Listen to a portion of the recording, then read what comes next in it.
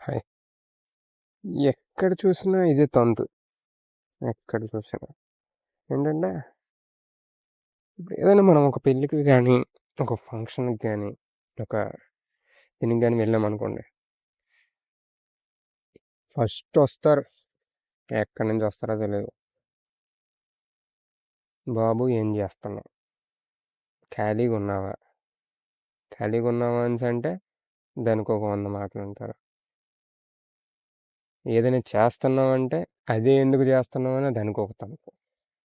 ఇలా ఏదో ఒక దానికి ఏంటి? ఏదో ఒక దానికి మనల్ని ప్రవోక్ చేస్తూనే ఉంటారు.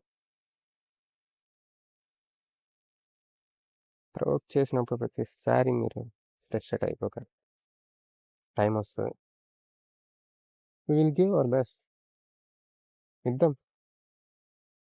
మనం ఏం చెప్పాల్సిన అవసరం లేదు. ఆటోమేటిక్గా వాళ్ళు తెలుసుకుంటారు.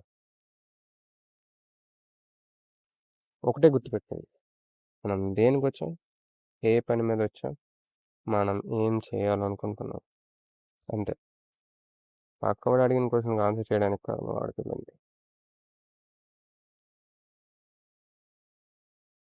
అర్థమైంది కదా? నువ్వు సెల్ఫ్ కాన్ఫిడెన్స్ని ఎప్పుడు వదులుకోకు. ఎలా ఉండాలంటే, నువ్వు కష్టపడితే వాడి క్వశ్చన్లు అన్నిటికీ ఆన్సర్ దొరుకుకోవాలి. అలా ఉండాలి. గుర్తుపెట్టు.